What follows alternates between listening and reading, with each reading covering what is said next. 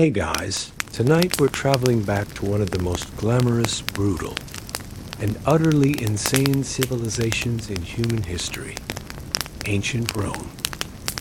And before you start imagining marble statues, toga parties, and Russell Crowe looking heroic in a colosseum, let me stop you right there. The real Rome? It was filthy, violent, and absolutely terrifying. A place where you could watch a man get eaten by a lion before lunch, step in human waste on your way home, and die from lead poisoning by dinner. The glory of Rome came with a price, and that price was paid in blood, sweat, and a truly horrifying amount of bodily fluids. So before we dive in, take a moment to hit that like button and subscribe if you enjoy falling asleep to tales of historical suffering.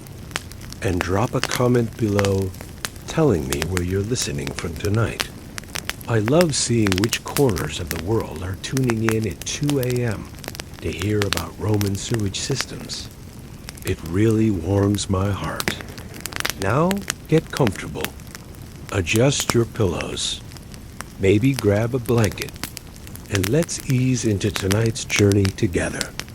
Have you ever wondered what it was actually like to live in ancient Rome? Not the emperors in their palaces or the senators in their villas, but the regular people?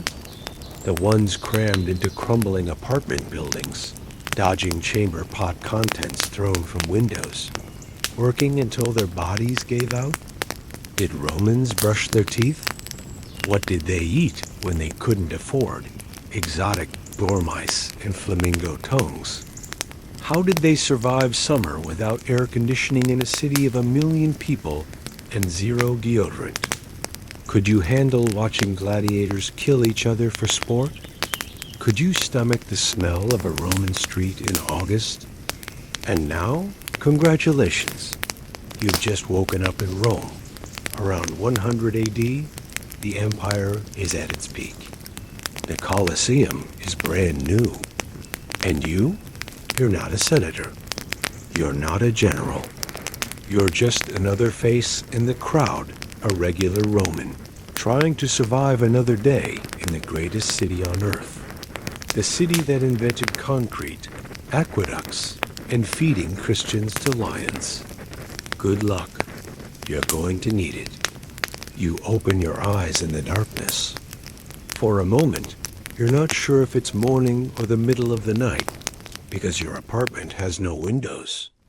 Well, technically it does, but they're just holes in the wall covered with wooden shutters. And opening them means letting in the noise, the smell, and whatever your neighbors threw out last night. Welcome to the Insulae Rome's famous apartment blocks. If you're imagining something cozy and Mediterranean, stop. These are 7-story death traps made of cheap wood and crumbling brick, packed so tightly together that you can hear your neighbor's every bodily function. Privacy doesn't exist. Peace doesn't exist. Sleep barely exists. The room you're in is about the size of a modern bathroom, maybe smaller. There's no running water up here. That's a luxury reserved for the ground floor, if you're lucky. No toilet either. Just a chamber pot in the corner that's been marinating since yesterday. The walls are thin enough that you can hear the couple next door arguing, the baby upstairs crying, and somewhere below, a tavern that never seems to close. Rome doesn't sleep, and neither do you. At least not well. Your bed is a wooden frame with ropes stretched across it, topped with a mattress stuffed with straw or wool, if you're fortunate, weeds or leaves if you're not. It's lumpy, it smells, and it's definitely home to things that bite. You scratch your arm without thinking you've been doing that for weeks now. Bedbugs are just part of life. So are fleas. So is accepting that your skin will never stop itching. The air in the room is thick and stale.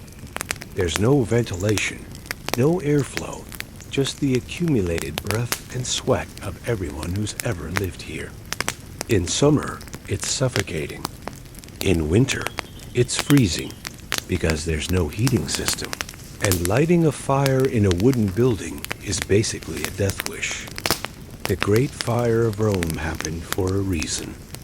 Actually, it happened for several reasons, and one of them was people trying not to freeze to death in their matchbox apartments. You swing your legs off the bed, and your feet hit the floor, which is either cold stone or packed dirt, depending on how much your landlord invested in this dump. The answer is not much. Roman landlords were notorious slumlords, squeezing every coin out of their tenants while investing nothing in repairs. Collapses were common. Fires were common. Dying in your own apartment because the building decided to become rubble was depressingly common. There's no alarm clock, but you don't need one. The city wakes you up. Carts rumbling through the streets because wheeled vehicles are banned during the day, so all deliveries happen at night.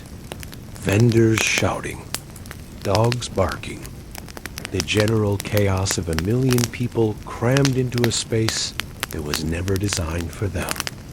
Rome is loud. Rome is relentless.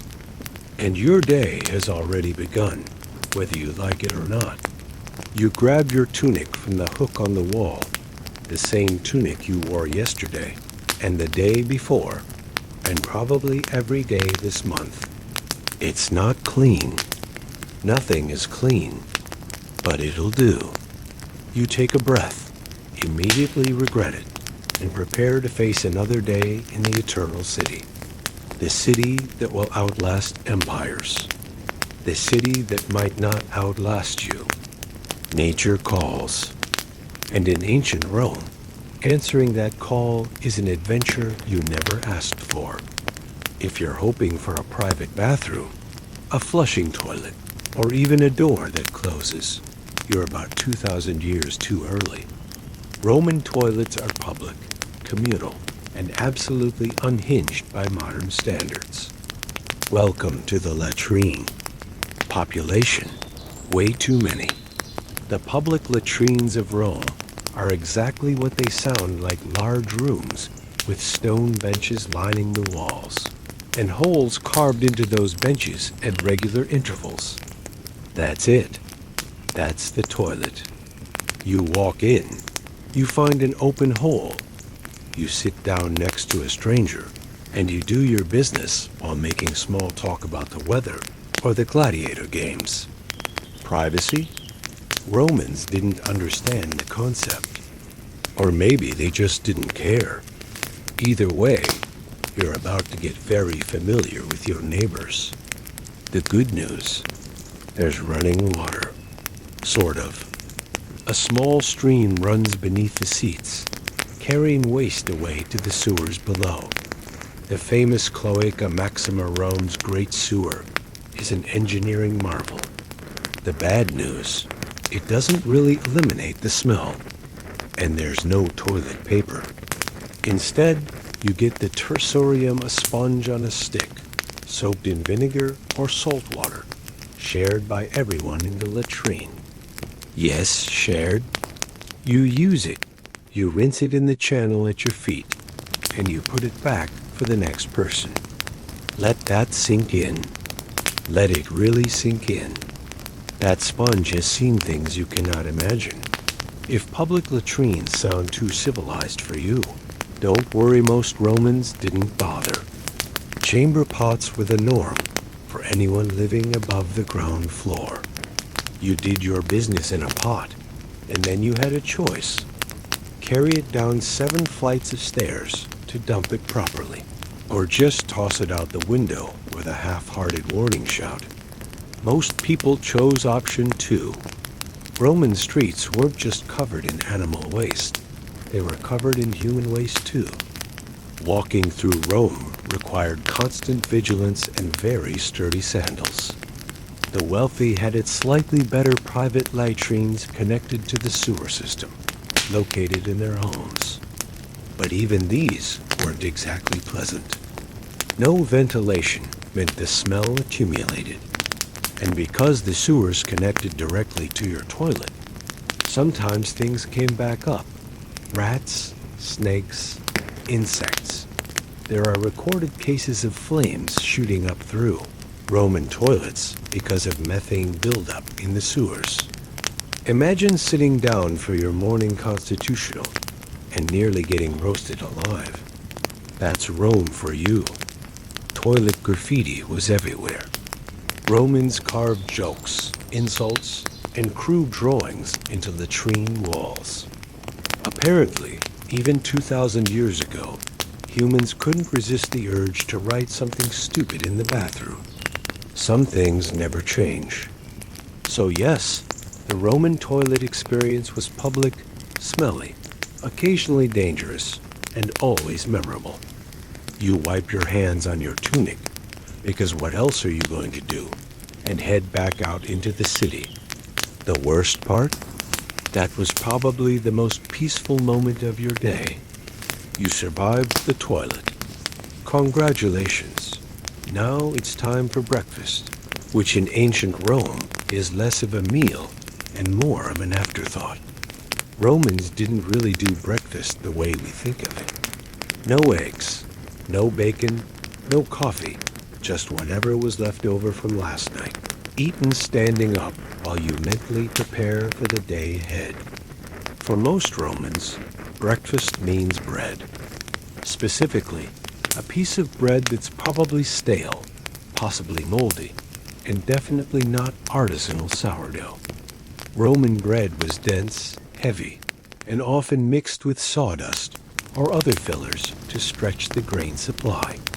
The flour was stone ground, which meant every loaf came with a side of grit that slowly wore down your teeth over years of chewing. Dentists didn't exist, but if they did, they'd be horrified. If you're slightly better off, you might dip your bread in wine or olive oil. Wine for breakfast sounds decadent until you realize Roman wine was often sour, watered down, and sometimes mixed with lead to make it taste sweeter. Lead poisoning was so common in Rome that some historians think it contributed to the empire's decline. So that breakfast wine? It might be slowly killing you, but at least it's washing down the bread. Cheese was another option, hard, salty, and strong enough to clear your sinuses. Fresh fruit if it was in season, and you could afford it. Olives, maybe. Nuts if you were lucky. Most Romans of modest means ate the same thing every morning. Bread. Bread and more bread, with occasional variations that still mostly involved bread. Street vendors were everywhere, selling hot food to workers on the go.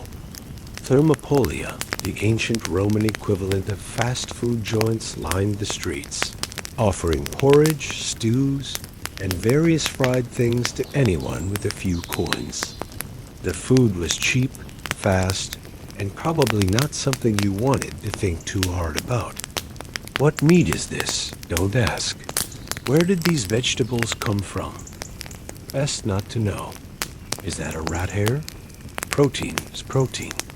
The truly poor survived on the grain dole-free wheat distributed by the state to prevent riots.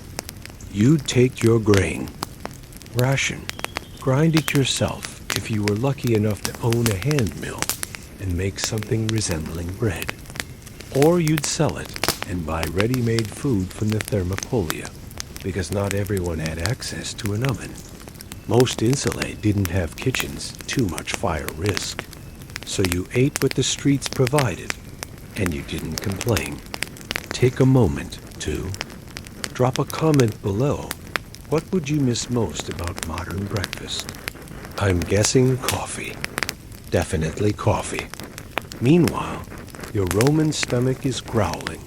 Your bread is sitting like a rock in your gut, and the day is just beginning. You haven't even started working yet. And trust me, Roman work makes modern jobs look like spa retreats. Time to get dressed. And by get dressed, I mean put on the same thing you always wear, because variety in ancient Roman fashion is reserved for people who could afford to have more than one outfit. If you're a regular Roman, and statistically, you definitely are, your wardrobe consists of a tunic and maybe a cloak. That's it. Fashion Week, this is not. The tunic is basically a rectangular piece of fabric with holes for your head and arms, belted at the waist. Men's tunics hit around the knee. Women's went longer. Slaves often wore shorter, rougher versions. The quality of your tunic told everyone exactly where you stood in Roman society. Coarse wool for workers, finer linen for the comfortable, and fancy imported fabrics for the wealthy. You're in scratchy, undyed wool that's seen better decades. Togas were technically the official garment of Roman citizens, but almost nobody actually wore them in daily life. They were hot, heavy, impractical, and impossible to put on by yourself. Imagine wrapping yourself in a bed sheet the size of a small car and trying to keep it from falling off while you walk, work, or do anything useful. Togas were for formal occasions, court appearances, and showing off. Regular Romans avoided them whenever possible. Underwear was minimal. A subligaculum, basically a loincloth, was common for men, especially those doing physical labor. Women wore a breastband called a strophium, and sometimes a loincloth underneath their longer tunics. But plenty of people went without. Underwear was optional, and in the Roman heat, sometimes less was more. Shoes ranged from simple sandals to more elaborate leather boots, depending on your occupation and wealth. Soldiers had their famous hobnailed boots. Workers had sturdy sandals.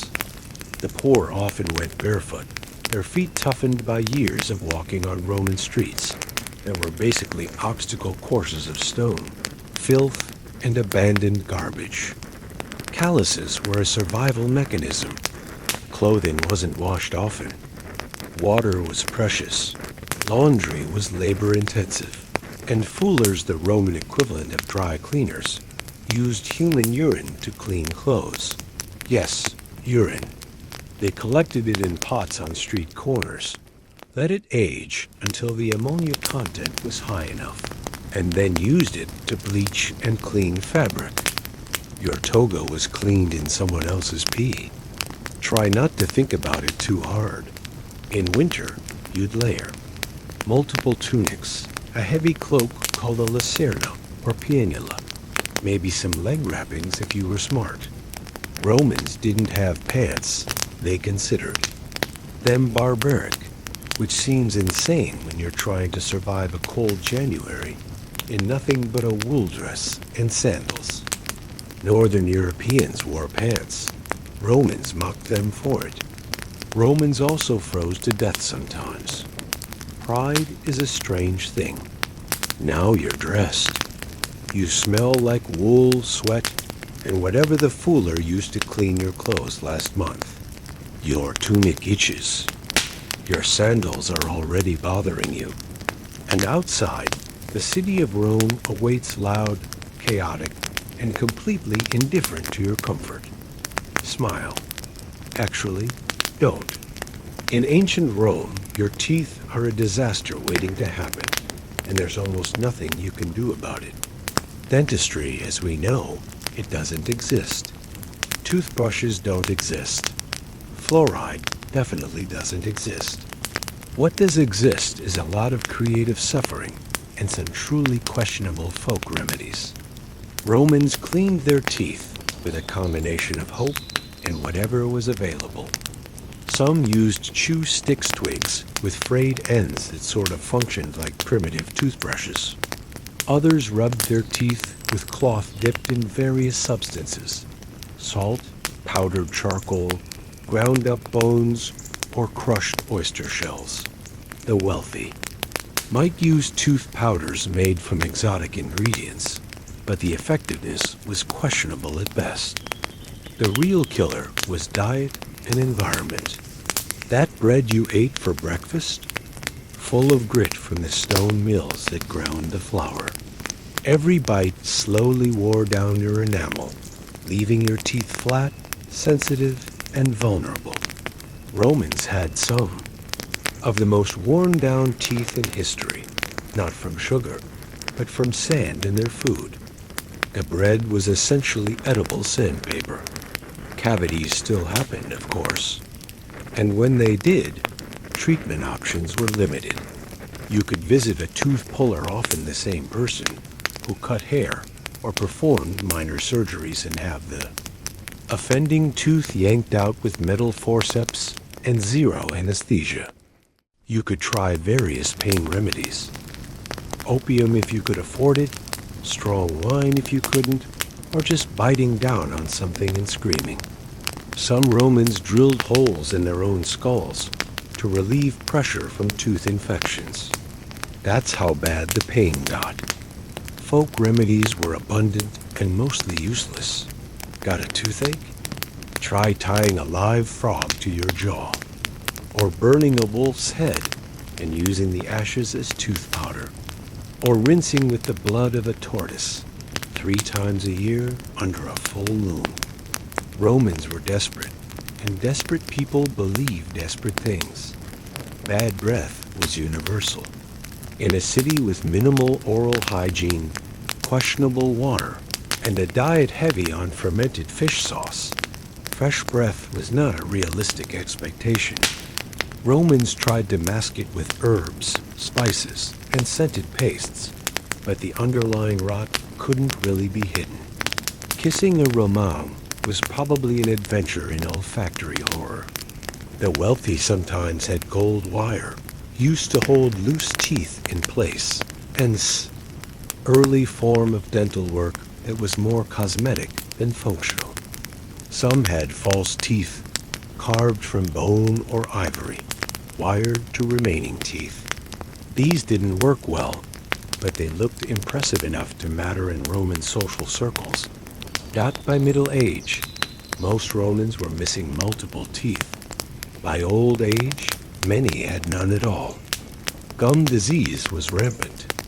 Infections spread from teeth to jaw to blood to everywhere else.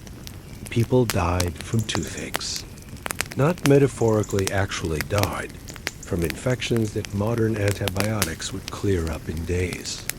Your mouth is a time bomb. Every meal brings you closer to the next extraction, the next infection, the next encounter with a tooth puller and his rusty tools. But you've got to eat.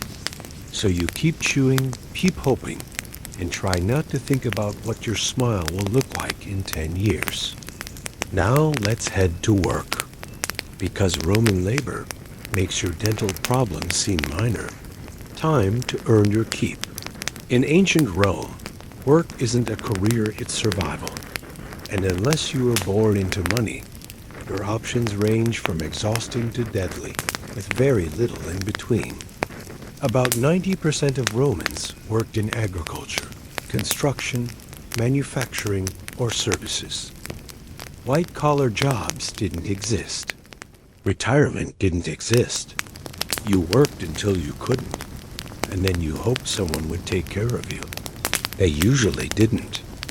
If you're working the fields outside Rome, congratulations. You're doing back-breaking labor from dawn to dusk. Plowing, planting, harvesting, hauling all by hand or with basic tools. Oxen helped if you could afford them. Your own body did the work if you couldn't. The sun beats down mercilessly in Italian summers. Water breaks are rare. Heat stroke is just called taking a bad turn. You collapse. Someone might splash water on you, and then it's back to work. Construction workers built the monuments we still admire today: the Colosseum, the Pantheon, the aqueducts. What tourists don't see is the human cost. Men carried stones up ramps and scaffolding. Men mixed concrete by hand in Roman heat. Men fell from heights, got crushed by materials, or were simply worked to death on imperial building projects. Rome's architectural wonders are built on bones. Artisans and craftsmen had it marginally better: potters, metal workers, leather tanners, weavers.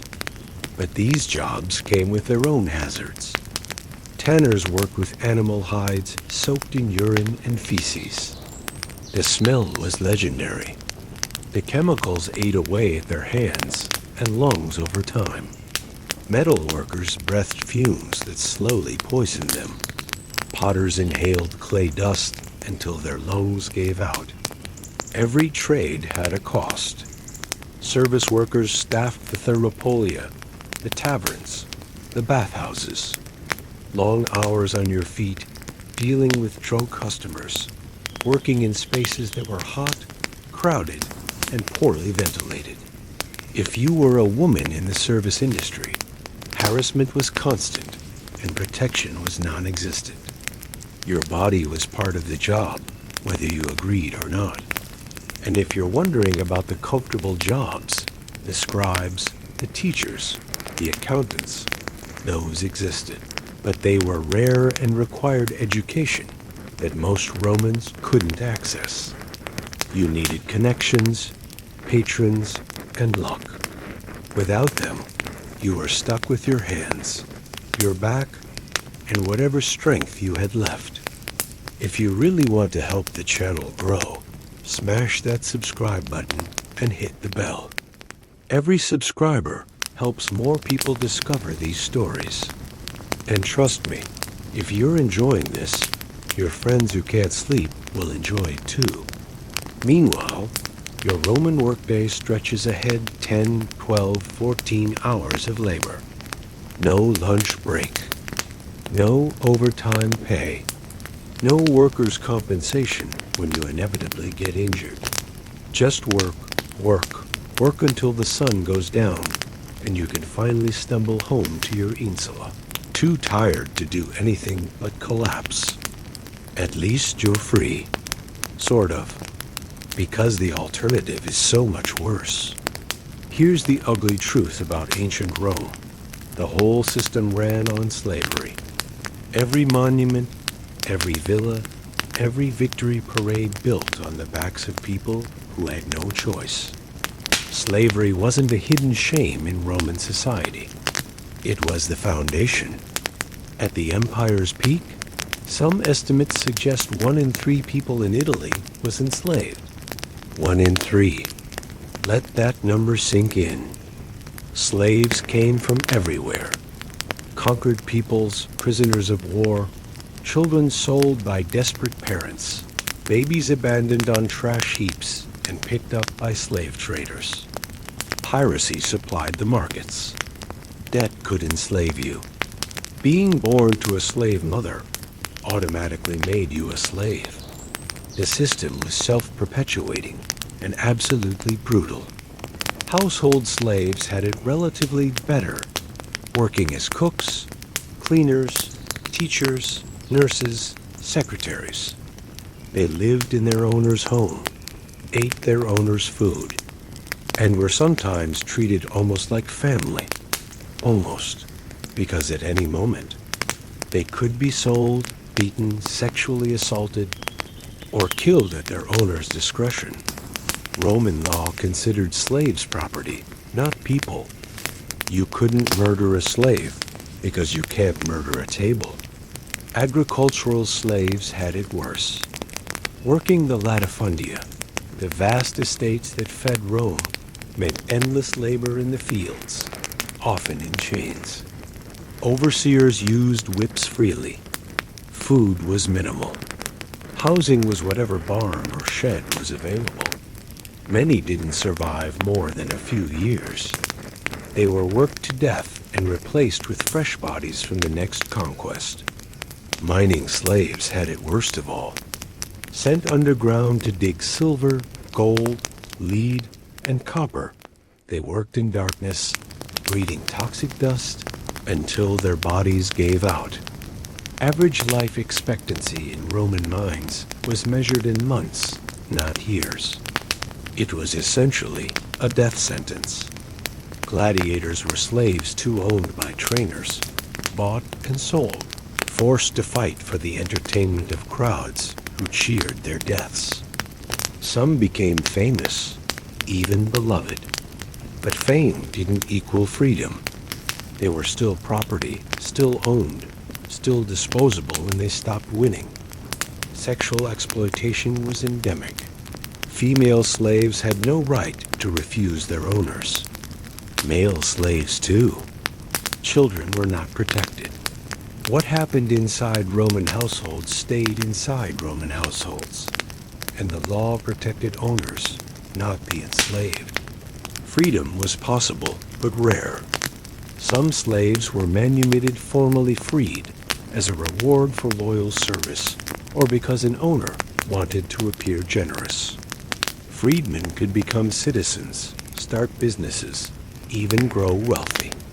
But they still carried the stigma of former slavery, and their children inherited limited rights.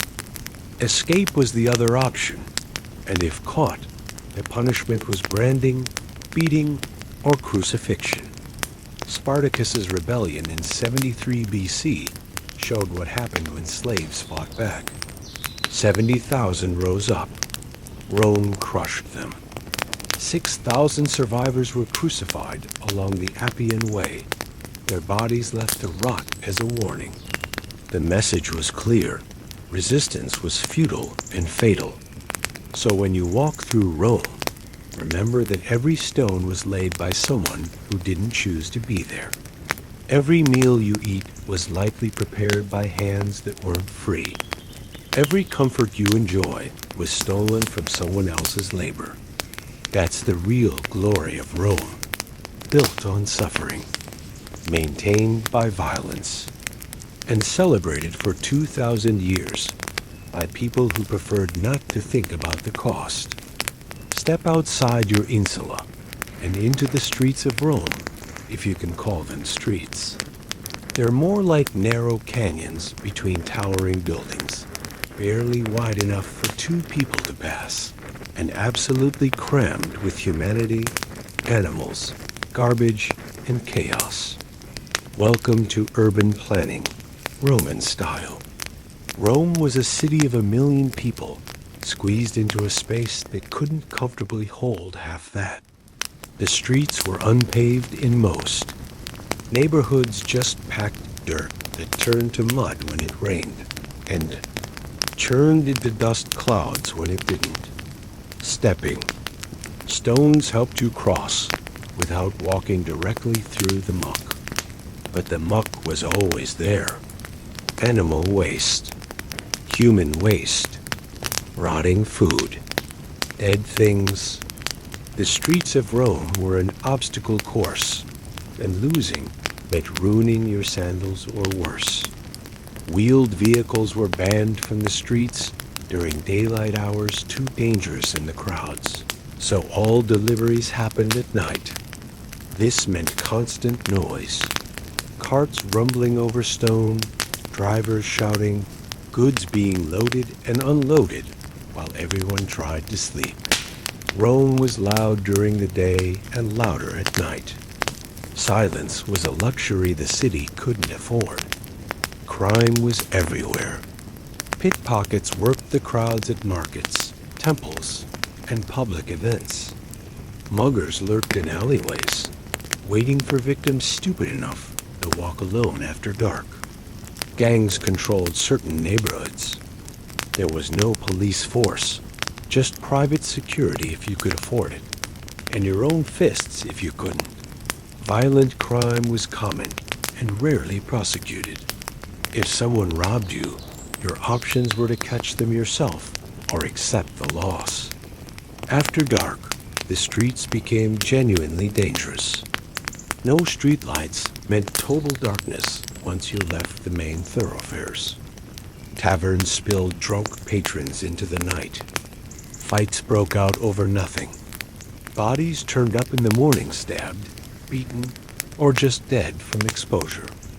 Romans who could afford it traveled with torches, guards, and weapons. Everyone else took their chances. Fire was a constant threat. Buildings were made of wood and packed together like kindling. One knocked over lamp, one cooking accident, and entire blocks could go up in flames. Rome burned regularly small fires constantly, major conflagrations periodically. The famous Great Fire of 64 AD destroyed 2/3 of the city. Nero may or may not have fiddled, but plenty of people definitely died. The smells were legendary. In a city with limited sanitation, no refrigeration, and animals everywhere, the air quality was challenging. Fish sauce factories, tanneries, foolers with their urine vats, butchers, and garbage piling in the streets created an olfactory experience that modern noses couldn't survive. Romans burned incense constantly, partly for religious reasons, partly just to mask the smell of being alive in Rome. Flooding happened too. The Tiber River rose regularly, sending water into the low-lying neighborhoods where the poor lived. Possessions ruined. Diseases spread. And then the water receded, leaving behind mud, sewage, and misery. This was daily life in the greatest city on earth. Dirty, dangerous, loud, and completely overwhelming. You kept your head down, watched your back, and hoped today wasn't the day your luck ran out. Because in Rome, luck always ran out eventually. In ancient Rome, the gods are always watching, and they're easily offended. Religion isn't a Sunday morning activity. It's woven into every aspect of daily life, from the moment you wake up to the moment you fall asleep. There are gods for doors, gods for hinges, gods for the threshold you step over. There are gods for your first word, your first step, your first tooth. Miss a prayer, skip a ritual, forget an offering, and bad luck will follow. Or so everyone believes. The Roman pantheon was crowded. Jupiter ruled the sky. Mars loved war. Venus handled love and beauty. Neptune owned the seas. Pluto managed the dead. Juno protected women. Mercury delivered messages.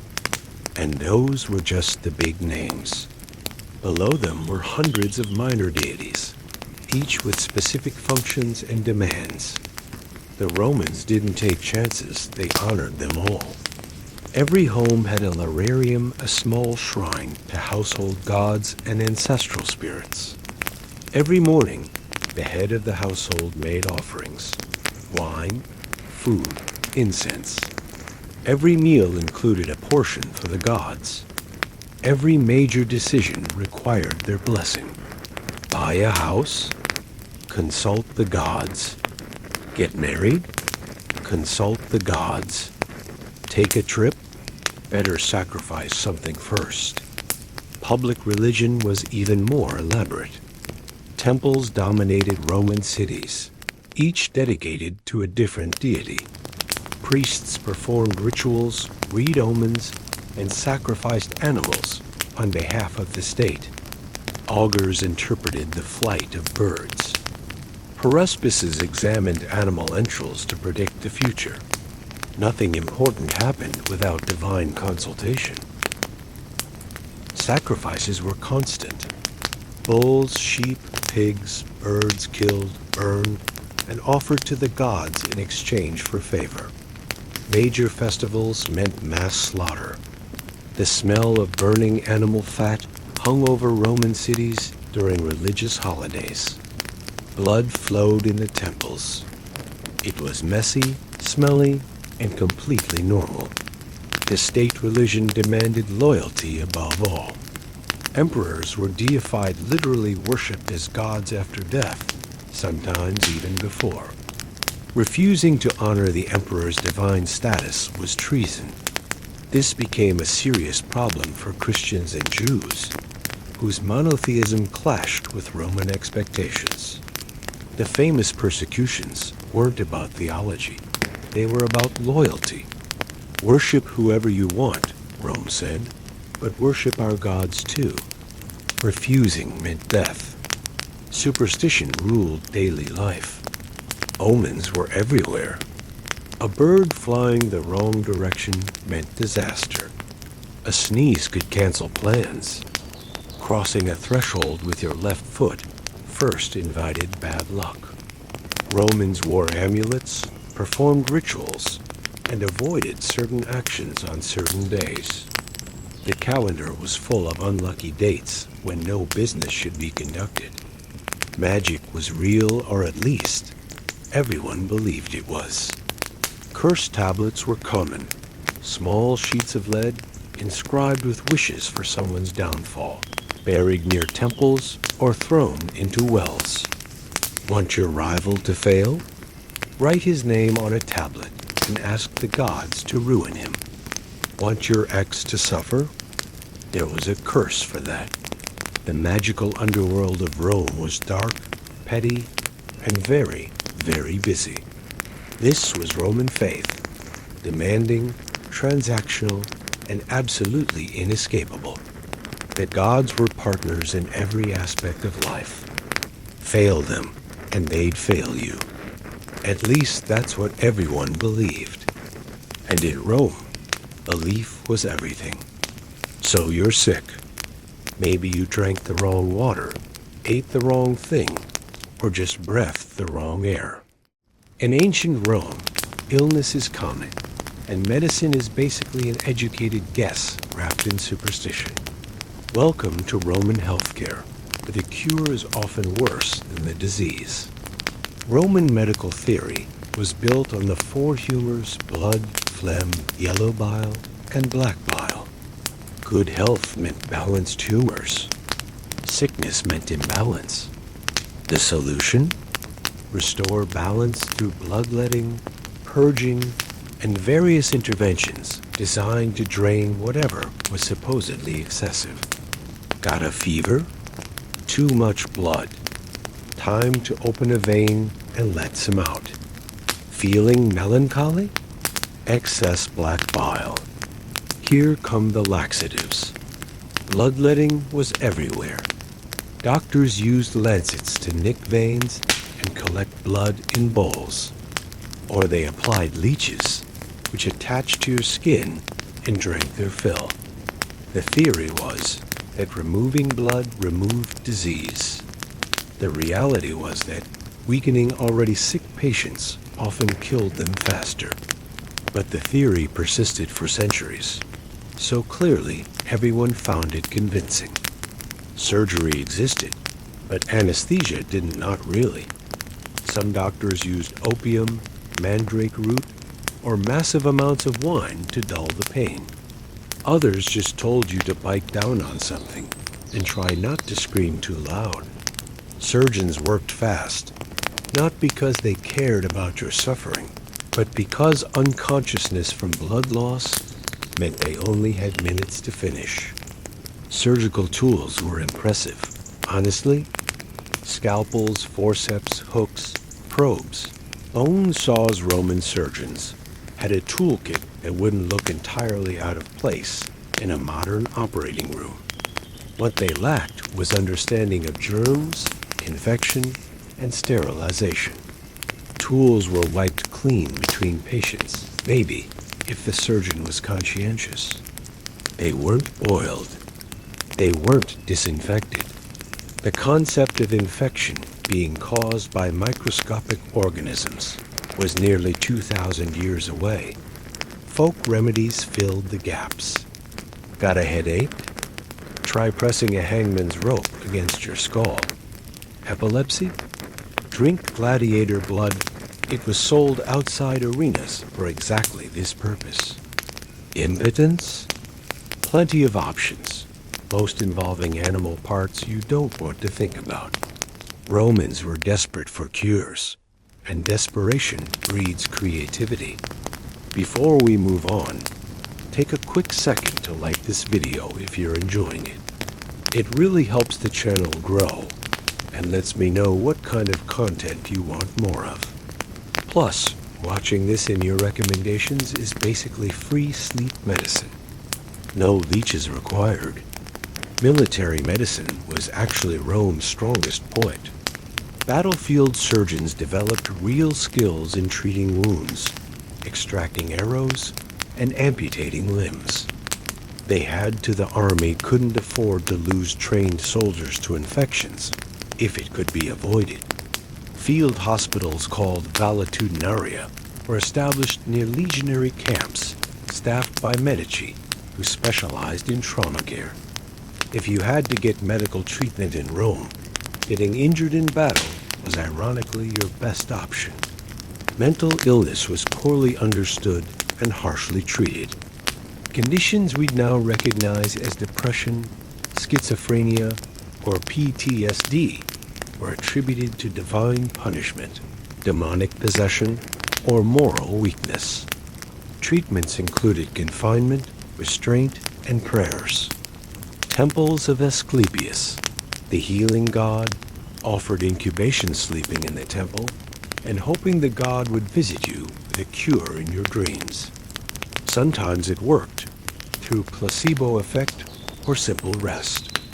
Usually it didn't. So if you get sick in Rome, here's your best option. Don't. Avoid injury. Avoid infection. Avoid everything. Because the alternative is leeches, prayers, and a doctor who might kill you faster than the disease. Let's talk about Water Rome's greatest engineering achievement, and possibly its greatest medical disaster. The Romans were obsessed with water. They built aqueducts that carried millions of gallons daily into the city from sources miles away. They constructed fountains, public baths, toilets, and an elaborate sewer system. They made water accessible to rich and poor alike, and then they piped it through lead. The aqueducts were genuinely impressive. 11 major systems eventually served Rome, delivering fresh water from mountain springs through channels that used gravity alone to flow into the city. Some of these aqueducts stretched over 50 miles. The engineering required to maintain consistent grade over that distance, using ancient surveying techniques, was remarkable. The Romans didn't invent aqueducts, but they perfected them at a scale no one had achieved before. Public fountains were everywhere. Since only the wealthy had private water connections, most Romans got their water from public fountains scattered throughout the city. You'd carry your bucket or jug, fill up, and haul it back home, sometimes up several flights of stairs if you lived in an insula. Water carriers made a living doing this for others. Fresh water was available to all, which was revolutionary for an ancient city. The baths were the crown jewel. Roman public baths weren't just places to wash, they were social centers, with hot rooms, cold rooms, warm rooms, exercise areas, libraries, and gardens. They were affordable enough for common people and lavish enough for emperors. Romans bathed daily if they could, which made them considerably cleaner than their medieval descendants. The baths were fed by aqueducts and drained into the sewers. Engineering genius. Here's the problem. Lead pipes. Roman plumbers, the word comes from plumbum, Latin for lead, used lead pipes extensively in the water distribution system. Lead was soft, easy to work with, and didn't corrode quickly. It was perfect for plumbing. It was also slowly poisoning everyone who drank the water. Lead poisoning causes neurological damage, kidney damage, reproductive problems, and developmental issues in children. Romans suffered all of these at elevated rates. Some historians argue that lead poisoning contributed to the decline of the Roman elite, causing reduced fertility, mental instability, and poor decision-making among the ruling class. Others say the mineral deposits that built up inside the pipes limited exposure. The debate continues, but the lead was definitely there. The wealthy had it worse.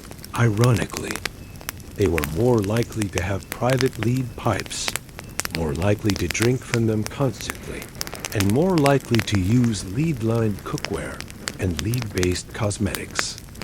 Lead acetate was even used to sweeten wine, a practice that definitely accelerated poisoning among the upper classes. Sewers handled the outflow.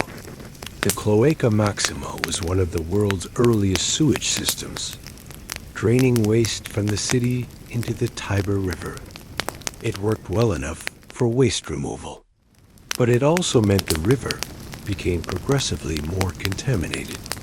Anyone downstream was drinking Rome's sewage.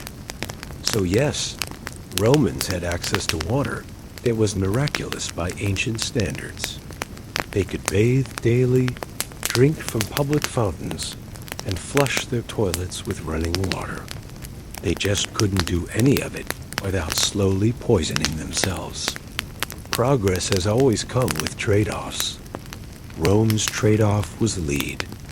Let's talk about the weather, because in ancient Rome, climate control means praying it doesn't get too hot or too cold. There's no air conditioning, no central heating, and no escaping whatever the sky decides to throw at you. Mediterranean climate sounds lovely until you're actually living in it without modern technology. Summer in Rome was brutal. Temperatures regularly climbed above 90 degrees Fahrenheit, 32 degrees Celsius, and with humidity from the Tiber River nearby, the air felt thick enough to chew. The insulae trapped heat like ovens. Stone buildings absorbed the sun all day and radiated it all night.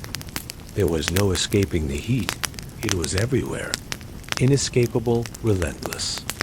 The wealthy fled. Every summer, rich Romans abandoned the city for villas in the countryside or by the sea. Baiae on the Bay of Naples was the fashionable retreat ancient Rome's equivalent of the Hamptons. Those who could afford to leave left. Those who couldn't suffered. For everyone else, summer meant survival. You'd wake before dawn to work during the cooler hours. You'd rest during the hottest part of the day. If your job allowed it, many didn't. You'd seek shade wherever you could find it, crowd into the baths for cool water, and pray for evening. Sleep was difficult when your room was hot enough to bake bread. Winter brought different problems. Rome didn't get extreme cold, but temperatures dropped into the YS and YSF way, minus 10 degrees Celsius. And when you're living in an unheated wooden building with gaps in the walls, that's cold enough to kill. Hypothermia was a real risk for the poor. Deaths from exposure spiked every winter among the homeless and those in inadequate housing. Heating options were limited. The wealthy had hypocausts underfloor heating systems that circulated hot air from furnaces beneath the building. These worked beautifully in public baths and rich homes. Everyone else had braziers metal containers filled with burning charcoal, placed in the middle of rooms. These provided warmth and also carbon monoxide, which killed people regularly. Fires from overturned braziers destroyed countless buildings. You could freeze or you could burn, sometimes both. Rain turned the streets to rivers of mud. Rome's drainage was good by ancient standards, but couldn't always keep up with heavy downpours. Low-lying neighborhoods flooded. The Tiber overflowed its banks periodically, sending water surging into the city. Everything you owned could be ruined in a single storm. Wind carried dust, pollen, and the smells of a million people living on top of each other. Spring meant sneezing. Summer meant stench.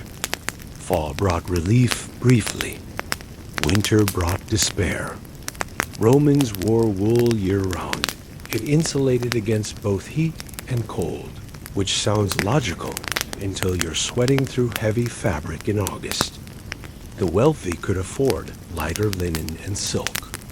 The poor just sweated and suffered. So yes, Mediterranean climate.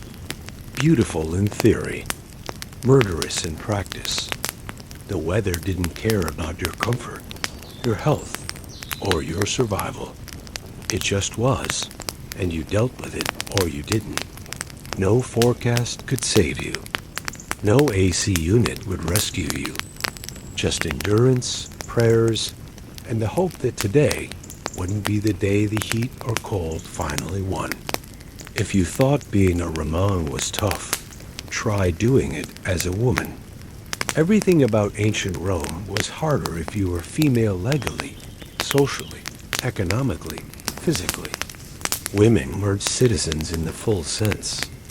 They couldn't vote, couldn't hold public office, and spent most of their lives under the legal authority of men. Welcome to Roman womanhood, where your value is measured in children and obedience. From birth, girls were less valued than boys. Female infants were more likely to be abandoned, left on trash heaps to die, or be picked up by slave traders. If you survived infancy, your education was limited. Basic literacy if your family valued it. Domestic skills definitely. Your job was to prepare for marriage, and marriage came early. Girls could legally marry at 12. Many did. Being pregnant at 14 was normal, not scandalous. Marriage was a property transfer. Your father handed you off to your husband, along with a dowry that your husband controlled. You moved from your father's authority to your husband's authority. The concept of a woman living independently was foreign to Roman thinking. Women needed guardians always. Even wealthy widows often had male relatives managing their affairs. Your job as a wife was clear: produce legitimate heirs, manage the household, and maintain family honor. This meant supervising slaves, overseeing domestic production, and ensuring your husband's reputation remained intact. Roman women ran households that were essentially small businesses, but they got no public credit for it. The glory went to the men. The work fell to the women. Childbirth was deadly. Without modern medicine, every pregnancy was a gamble. Roman women who survived to menopause had often endured 6, 8, 10, or more pregnancies. Many didn't survive that long. Maternal mortality was high enough that it significantly affected average female life expectancy. The women who made it through were tough, but plenty didn't make it through. Sexual double standards were absolute. Men could have affairs, visit prostitutes, and keep concubines without social consequence. Women who did the same faced disgrace, divorce, and sometimes death. Adultery by a wife was a criminal offense. Adultery by a husband was his private business. The virgin-whore dichotomy was Roman before it was anything else. Legal rights were limited, but not non-existent. Women could own property, inherit wealth, and conduct business under supervision. Some Roman women became genuinely wealthy and influential, especially widows who'd outlived their guardians. But these were exceptions. The system was designed to keep women dependent, controlled, and focused on domestic duties. Working-class women had it worse in different ways.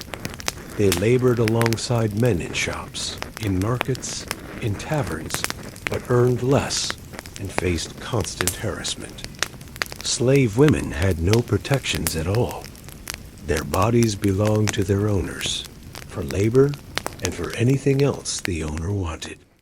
A few women found power through marriage, becoming the mothers of emperors, the wives of generals, the influences behind thrones. But this was power by proximity, not by right. Even the most powerful Roman women operated in a system designed to exclude them. So if you're a woman in ancient Rome, your path is narrow. Marry young, bear children, serve your husband, manage your household, and hope you survive long enough to see your grandchildren. Independence is a dream. Equality is a concept that won't exist for millennia. Your Rome is smaller, harder, and more dangerous than any man's. Rome was violent. Not occasionally violent. Not sometimes violent constantly. Systematically, entertainingly violent. Violence was woven into the fabric of Roman society. It was in the streets, in the arenas, in the home, in the law. If you couldn't stomach blood, Rome was not the city for you. Let's start with the entertainment. The gladiatorial games were the sideshow. They were central to Roman culture. The Colosseum held 50,000 people who packed the stands to watch men fight and die. Gladiators were slaves, criminals, and occasionally volunteers, trained to kill each other in specific styles with specific weapons. The crowd cheered for blood, and blood was what they got. The games were elaborate productions. Morning started with animal hunts, exotic beasts from across the empire, killed by the hundreds. Lions, elephants, bears, rhinos, crocodiles. The arena floor was soaked with blood before noon. Midday brought executions criminals, killed in creative ways for public entertainment. Condemned men were torn apart by animals, burned alive, crucified, or forced to reenact myths that ended in death. Then came the main event, gladiators. Not every fight was to the death that would waste expensive trained fighters, but deaths were common enough to satisfy the crowd. A defeated gladiator might appeal for mercy, and the crowd would vote thumbs up or down. Emperors and sponsors made the final call. Living or dying could depend on whether you'd entertained the mob sufficiently. Talk about performance anxiety, but violence wasn't limited to the arena. Roman streets were dangerous, especially after dark. There was no police force, no emergency services, no one to call for help. If you got robbed, beaten, or killed, that was your problem. Wealthy Romans traveled with bodyguards. Poor Romans traveled in groups or took their chances. Domestic violence was legal and expected. Roman law gave the paterfamilias, the male head of household authority over his entire family, including the right to physically discipline wives, children, and slaves. Beating your wife wasn't abuse. It was correction. Beating your slaves wasn't cruelty. It was management. The violence was built into the power structure. Military violence was Rome's greatest export. The legions conquered, occupied, and brutalized peoples across 3 continents. Rebellions were crushed without mercy. Conquered cities were sacked, their populations enslaved or slaughtered. The famous Roman peace, the Pax Romana, was peace through overwhelming violence. Resist and die. Submit and survive, maybe. Crucifixion deserves special mention as Rome's preferred method of making a statement. It wasn't just execution. It was torture and public humiliation rolled into one. Victims could hang for days, dying slowly from exhaustion, exposure, and asphyxiation. Their bodies were left as warnings. Thousands were crucified after Spartacus's rebellion, lining the roads for miles. Riots happened regularly. Chariot racing fans, divided into factions called Blues and Greens, fought pitched battles in the streets. Political disputes, turned violent. Religious conflicts exploded into persecution. Rome was a powder keg that ignited repeatedly. This was Roman life, surrounded by violence, entertained by violence, governed by violence. The empire was built on blood and maintained through fear. Peace meant the absence of armed conflict, not the absence of brutality. If you could stomach it, you survived. If you couldn't, Rome had ways of removing you from the population. In ancient Rome, death is everywhere. It's in the arena, in the streets, in the cradle. Average life expectancy hovered around 25 to 30 years, dragged down heavily by infant mortality, but still shockingly short by modern standards. If you made it past childhood, you might reach 50 or 60, might. But death was always close, always visible, and Romans knew it intimately. Infant mortality was devastating. Perhaps 30% of babies died before their first birthday. Another 30% didn't make it to age 10. Roman parents expected to bury children. They hoped they wouldn't have to bury all of them, but losing at least one was normal. Names weren't formally given until the 8th or 9th day before that. The child wasn't fully acknowledged, because acknowledging something you might lose was too painful. Childhood diseases killed efficiently.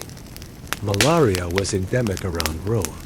The swampy areas near the Tiber were breeding grounds for mosquitoes. Typhoid, dysentery, and tuberculosis thrived in crowded urban conditions. Measles, whooping cough, and other infections swept through populations without vaccines or antibiotics to stop them. Children were especially vulnerable, their immune systems overwhelmed. Women died in childbirth at alarming rates. Every pregnancy was risky, every delivery potentially fatal. Complications that modern medicine handles routinely breach births. Hemorrhaging. Infections killed Roman mothers by the thousands. A woman who survived multiple pregnancies was genuinely lucky, not just fertile. Men died in different ways. Workplace accidents were common. Construction, agriculture, mining, and manufacturing all had high casualty rates. Violence claimed plenty of men in fights, robberies, and riots. Military service, while prestigious, meant risking death on battlefields across the empire. Even success could kill you. Plenty of generals were assassinated by rivals or emperors who feared their popularity. Disease didn't discriminate. Periodic plagues swept through Rome, killing indiscriminately. The Antonine Plague of 165 to 180 AD may have killed 5 million people. The plague of Cyprian in the 250s killed thousands daily at its peak. Cities were death traps crowded, unsanitary, perfect for spreading disease. Rural areas were safer, but far from immune. Old age was a luxury few achieved. Romans who made it past 50 were considered elderly. Those who reached 70 were remarkable. Their bodies bore the evidence of hard lives, worn teeth, damaged joints, accumulated injuries. Roman skeletons show lives of labor and suffering etched into bone. Want to support more content like this? Hit that like button and drop a comment about what historical period you'd like to explore next. I read every single comment, usually at 2 a.m., like a normal person. Death in Rome wasn't hidden.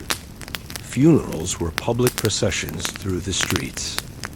Bodies were cremated or buried in tombs that lined the roads outside city walls. You literally walked past the dead every time you left. Rome. Epitaphs spoke to passers-by. I was not. I was. I am not. I don't care. The Romans stared death in the face and shrugged. What else could you do? So yes, if you're living in ancient Rome, death is your constant companion. Not eventually, not probably, certainly. The only question is when and how. Enjoy your time. It's shorter than you think. So you've died in ancient Rome. Congratulations on completing the Roman experience. But your journey isn't over. There's still the matter of what happens to your body, your soul, and your memory. Roman funeral practices were elaborate, expensive, and absolutely crucial to how you'd be remembered. Get it wrong, and your ghost might never find peace. The moment of death was marked by specific rituals. Family members would gather around the bed, and the closest relative would try to catch your final breath with a kiss your soul, leaving your body through your mouth. Then came the conclamatio, calling your name loudly 3 times to confirm you were truly dead, and perhaps summon your spirit back if there'd been some mistake. When no response came, the mourning officially began.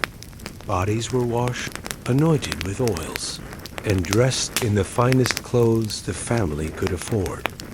For citizens, this meant the toga. The body was then placed on display in the home's atrium, feet pointing toward the door, for family and friends to pay respects. The duration depended on status: a few days for commoners, up to a week for the wealthy and powerful. The more important you were, the longer your corpse stayed on view. Funerals were processions. Professional mourners were hired to wail, tear their hair, and scratch their faces in displays of grief. Musicians played mournful tunes. Actors wearing wax masks of ancestors joined the parade, a visual reminder of the family lineage the deceased was now joining. The body was carried on a bier through the streets to the place of cremation or burial. Cremation was the norm for most of Roman history. A funeral pyre was built, the body placed on top, and flames lit by a family member. The fire burned for hours while mourners waited. Once cooled, the bones and ashes were collected, washed in wine, placed in an urn, and deposited in a tomb. The wealthy had elaborate mausoleums. The poor shared communal graves or stored urns in columbaria buildings with niches stacked floor to ceiling, like file cabinets for the dead. Burial became more common later in the empire, especially as Christianity spread. Bodies were interred intact, wrapped in shrouds, or placed in coffins, with the expectation of bodily resurrection. Catacombs, underground burial chambers, became vast networks beneath Roman cities, miles of tunnels lined with the dead. Tomb offerings ensured the dead had what they needed in the afterlife: food, wine, coins for the ferrymen, lamps to light the darkness, tools of their trade all buried or burned with the deceased.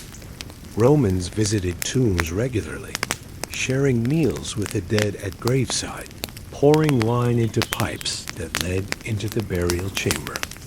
The dead were still part of the family. They just lived elsewhere now. Ghosts were real concerns. Improper burial meant an unquiet spirit of lemur that might haunt the living. Romans performed annual festivals to appease these restless dead. The Muria in May involved rituals to drive spirits from homes. Parentalia in February honored deceased family members with offerings and remembrance. The dead demanded attention. Grave robbery was a problem, as it always is when valuables are buried. Roman tombs often included curses, threatening thieves with divine punishment.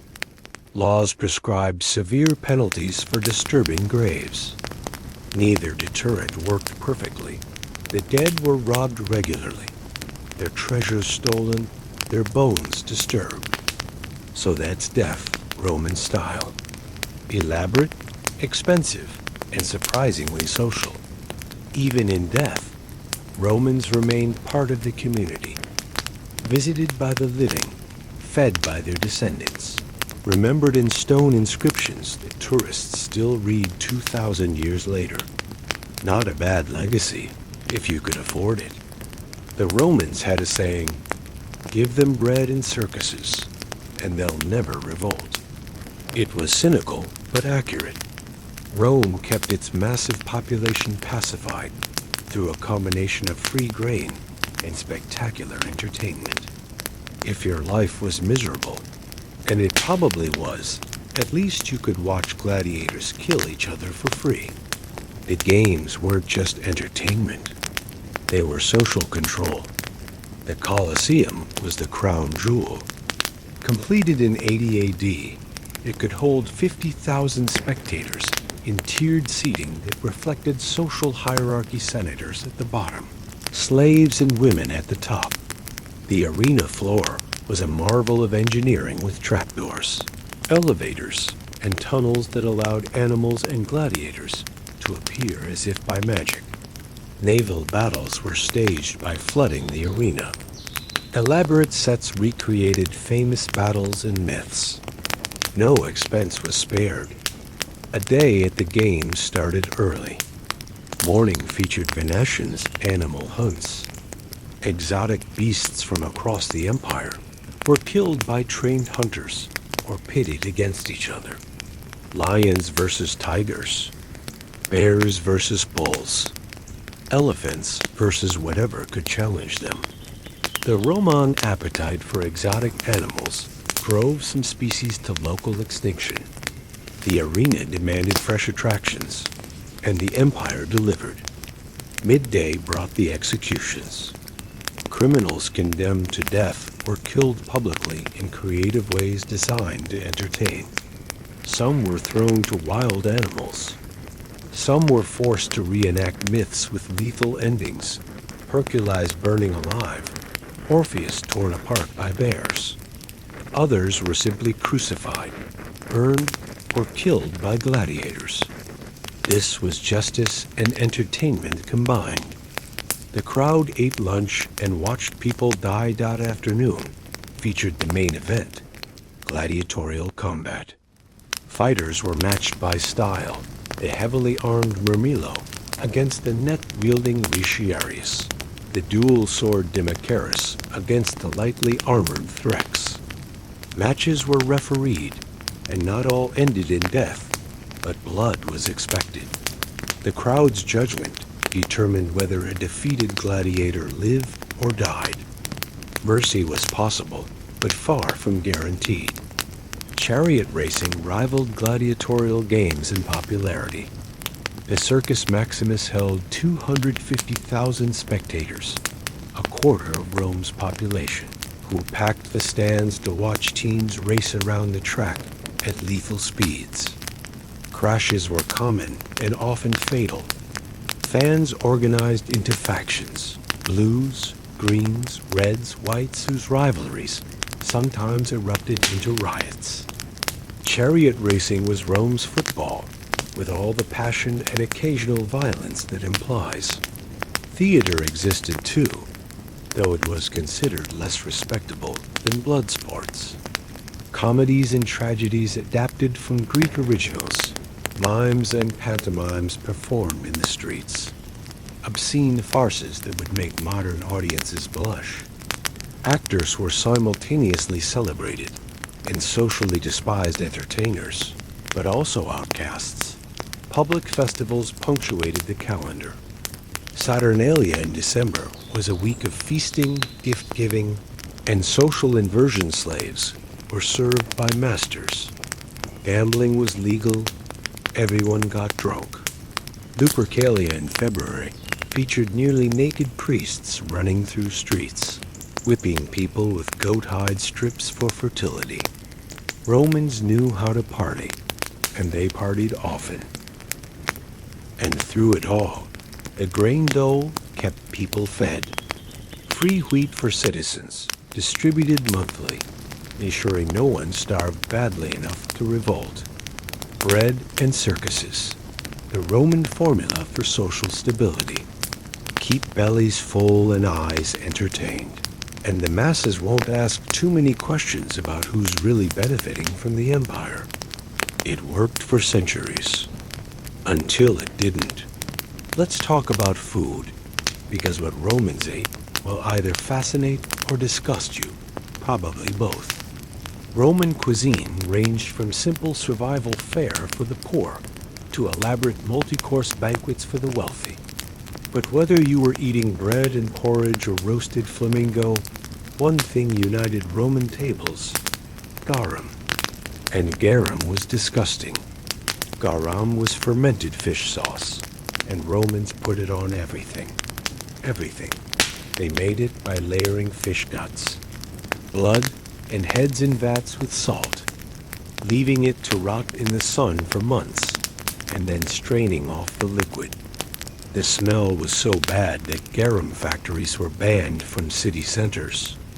The taste was apparently umami-rich and delicious, if you could get past the origin story. Think of it as Roman ketchup, ubiquitous, versatile, and mass-produced. For ordinary Romans, the diet was simple. Bread formed the foundation course, dense loaves of wheat or barley, sometimes with millet or other grains mixed in. Porridge called pulse was a staple, made from emmer wheat cooked into a thick paste. Vegetables when available: cabbage, lentils, beans, onions, garlic. Olive oil for cooking and flavoring. Wine, usually watered down, for drinking. Meat was rare for the poor, maybe a bit of pork or chicken on festival days. Fish if you lived near the coast or river. The wealthy ate differently. Roman banquets were legendary for their excess. Multiple courses stretched over hours, with guests reclining on couches, while slaves served dish after dish. Appetizers might include eggs, olives, and salads. Main courses featured roasted meats. Pork was the favorite, but also beef, lamb, poultry, and game. Seafood included everything from oysters to eels to sea urchins. Then things got weird. Romans considered exotic food a status symbol. Dormice, small rodents, were raised, fattened, and roasted as delicacies. Flamingo tongues were served at parties. Peacocks and ostriches graced wealthy tables. Jellyfish were eaten. So were sows' wombs, rooster combs, and testicles of various animals. The stranger the ingredient, the more impressive the host. The most famous Roman cookbook, attributed to Apicius, includes recipes that sound alien to modern tastes. Stuffed pig's stomach, sauce made from sea urchin milt, wine-soaked minced meatballs. Heavy spicing was common pepper, cumin, coriander, lovage partly for flavor, partly to mask the taste of meat that wasn't exactly fresh. Refrigeration didn't exist, remember. Street food fed the masses. Thermopolia were snack bars with counters featuring built-in pots of hot food. You'd stop by, grab a bowl of stew or some sausages, and eat standing up before continuing your day. Fast food is not a modern invention, Romans. We're grabbing quick bites 2,000 years ago. Dining customs would seem strange today. Guests reclined on couches arranged around three sides of a table, eating with their fingers and knife, using bread to scoop sauces. Belching was polite a sign you'd enjoyed the meal. Vomiting between courses to make room for more food was not actually common, despite rumors, but the fact that we have to clarify this tells you something about Roman reputation. So Roman food ranged from subsistence-level poverty meals to decadent displays of wealth and weirdness. What connected them all was garum, that fermented fish sauce that that defined Roman flavor. You couldn't escape it. You might as well embrace it. Just don't think too hard about how it was made. Love and marriage in ancient Rome were complicated and rarely connected. Marriage was a business arrangement, a political alliance, and a reproductive necessity. Whether you loved your spouse was largely irrelevant. What mattered was family, property, and producing legitimate heirs. Romance was what you did on the side. Marriage age was young, especially for women. Girls could legally marry at 12, boys at 14. In practice, most women married in their mid-teens to men who were often a decade or more older. The age gap was partly practical men needed to establish themselves economically before taking a wife, and partly a way of maintaining male dominance. Young brides were easier to control. Arrangements were made between families. A girl's father would negotiate with potential suitors, evaluating family connections, political usefulness, and financial assets. The bride's dowry was crucial property or money that accompanied her to the marriage, theoretically for her support, practically controlled by her husband. Larger dowries meant better matches. Poor families had fewer options. The wedding itself was elaborate, at least for those who could afford it. Astrologers were consulted to choose an auspicious date. The bride wore a special flame-colored veil and a belt tied in a knot her husband would untie that night. Sacrifices were made to household gods. Contracts were signed. Then came the procession. The bride was escorted to her husband's home, carried over the threshold to avoid bad omens, and the marriage was consummated, publicly enough that there would be witnesses, if needed. Wedding night awkwardness aside, Roman marriages could be surprisingly functional. Husbands and wives often developed genuine partnerships, managing households together, raising children, navigating social obligations. Letters survive showing real affection between spouses. Tombstones praised beloved wives and mourned husbands. Love happened. It just wasn't the point. Divorce was easy, at least legally. Either spouse could end the marriage by simple declaration. No courts, no grounds needed. Take your things and go was essentially the formula. In practice, women divorced less often because the consequences were worse. Losing your children, returning your dowry, damaging your reputation. Men divorced more freely, especially if a wife failed to produce sons or a better political match became available. Remarriage after divorce or widowhood was expected and common. Augustus even passed laws penalizing those who didn't remarry. Rome needed citizens, and citizens came from marriages. Widows and divorced women were pressured to find new husbands quickly. Multiple marriages across a lifetime were normal, creating complex blended families. Adultery was treated asymmetrically, as mentioned earlier. Women faced legal prosecution and severe social consequences. Men faced basically nothing, unless they slept with another citizen's wife. Prostitutes, slaves, and lower-class women were fair game. The double standard was explicit and legally enshrined. So marriage in Rome was practical, political, and patriarchal. If you found love within it, wonderful. If you didn't, that's what affairs, concubines, and slaves were for. The institution served the family and the state. Individual happiness was a bonus, not a requirement. Romantic love as the basis for marriage? That's a modern invention. Romans would have found it naive. Roman society was rigidly hierarchical. Your place in the world was determined at birth.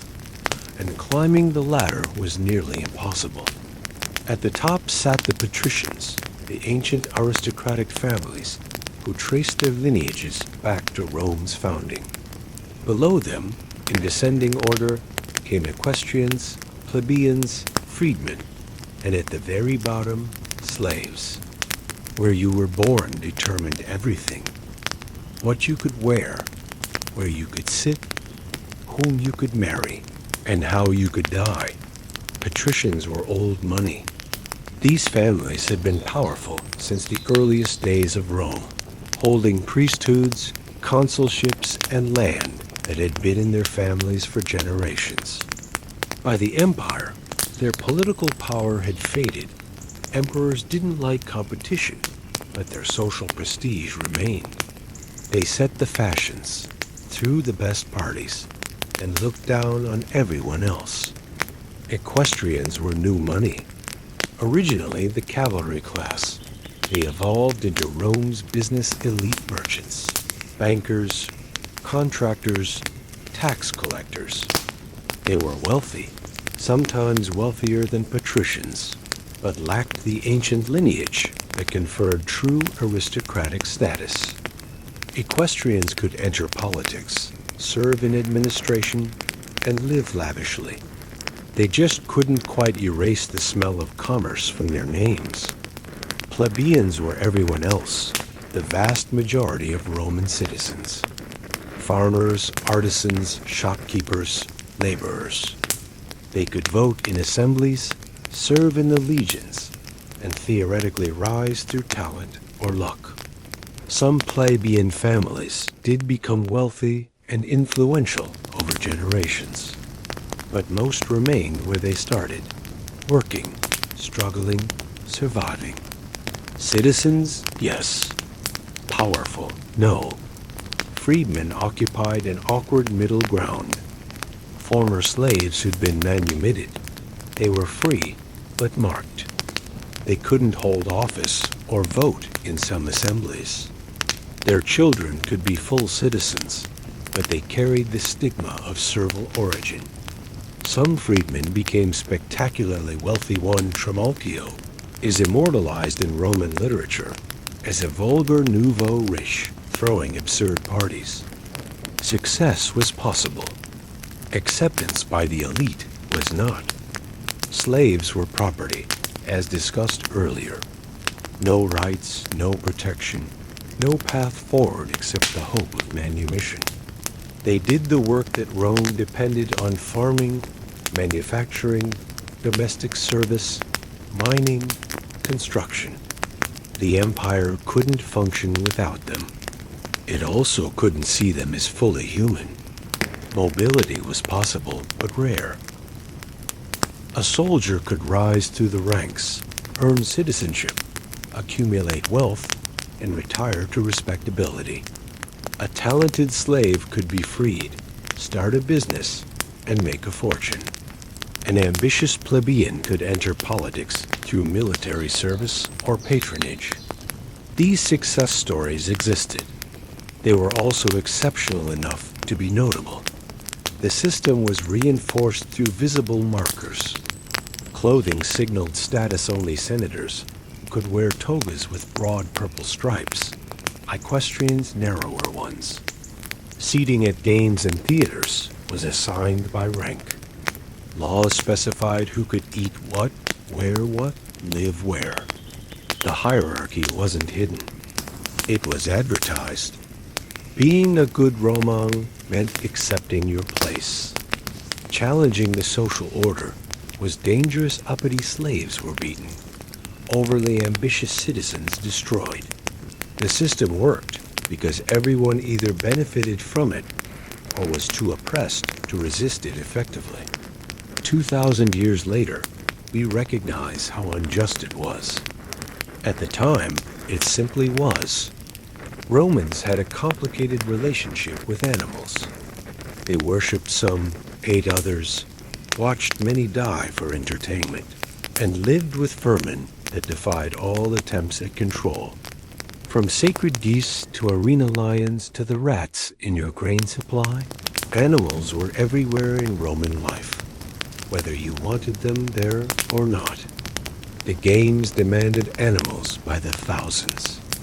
Exotic beasts were captured across the empire and shipped to Rome for slaughter in the arena.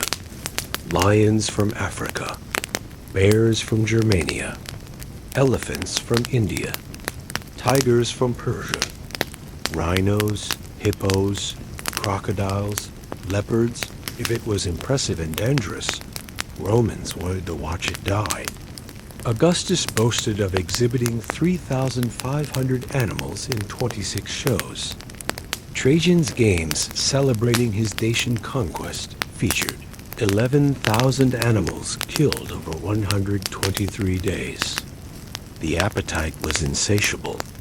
This demand had ecological consequences. Lions were hunted to extinction in Greece and Turkey. Hippos disappeared from the Nile. Elephants vanished from North Africa. Roman entertainment effectively emptied the Mediterranean world of large predators. What we call conservation didn't exist as a concept. Animals were resources to be extracted until exhausted. Back in the city, animals were everywhere for more practical reasons.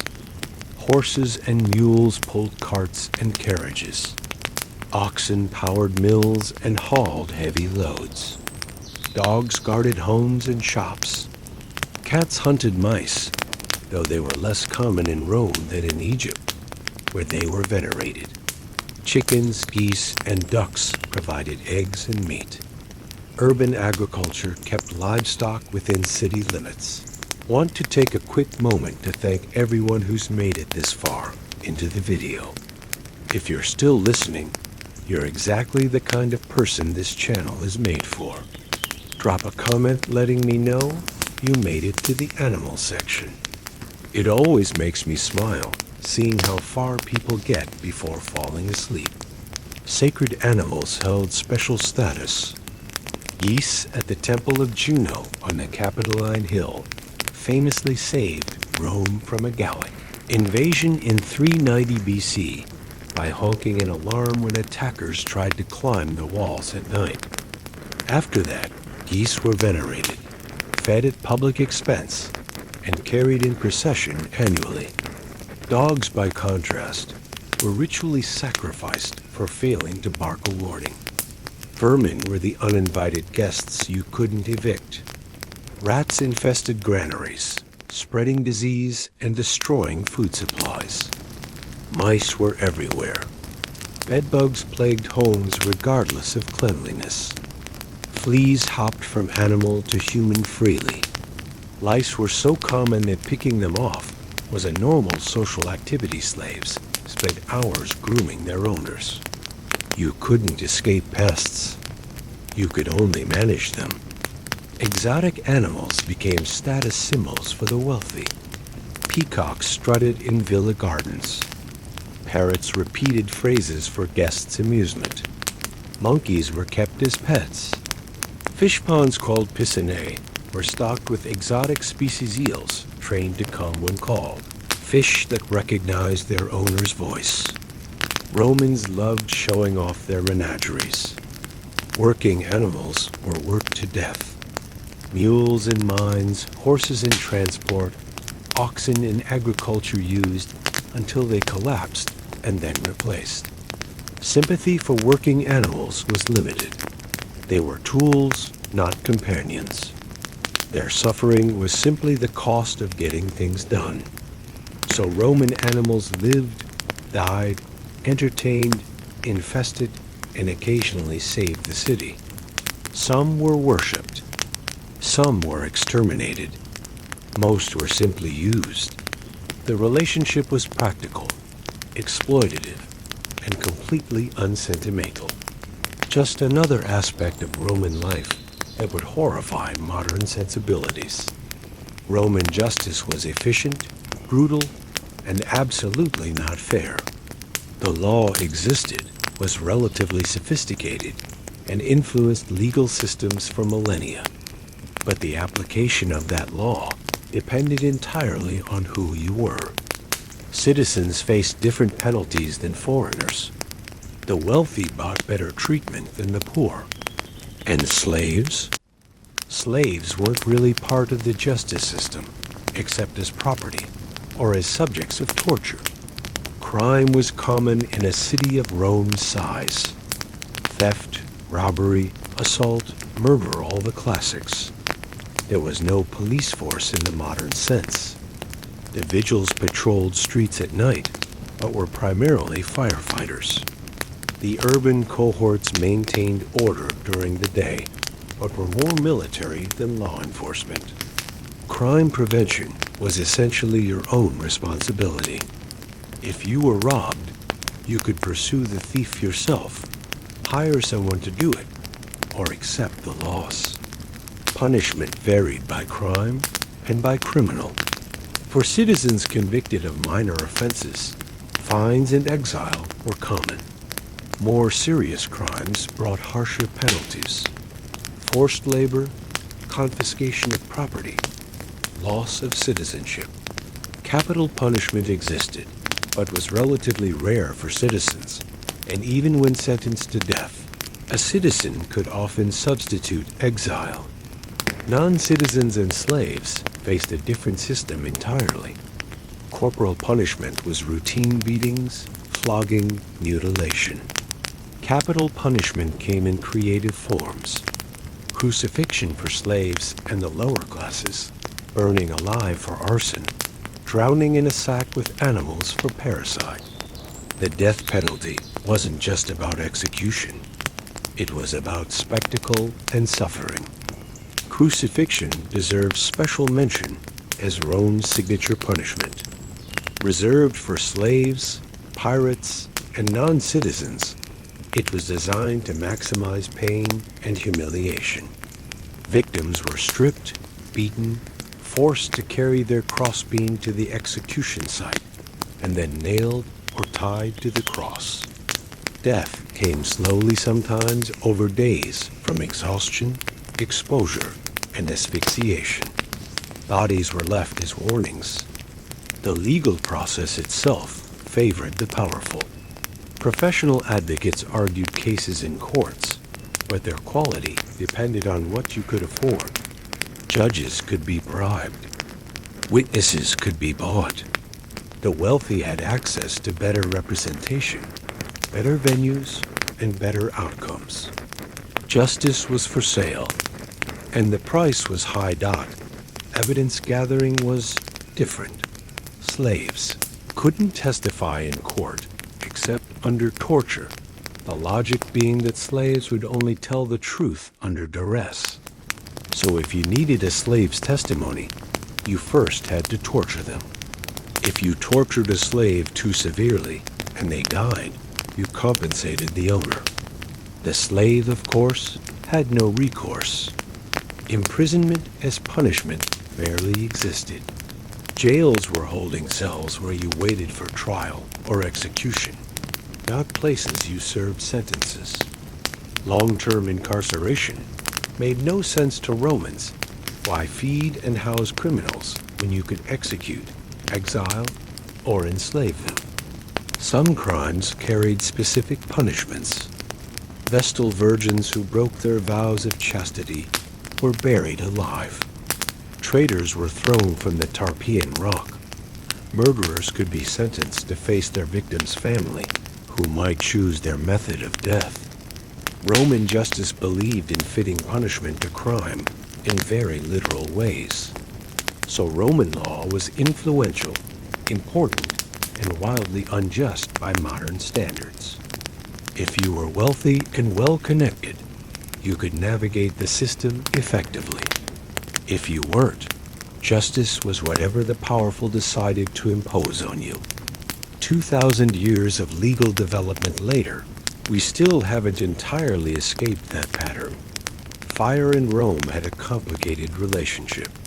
The city needed fire for cooking, for heating, for industry, but fire constantly threatened to destroy everything. In a city of densely packed wooden buildings, thatched roofs, and open flames for every daily task, infernos were inevitable. Rome didn't just experience fires. Rome burned repeatedly, catastrophically, and sometimes suspiciously.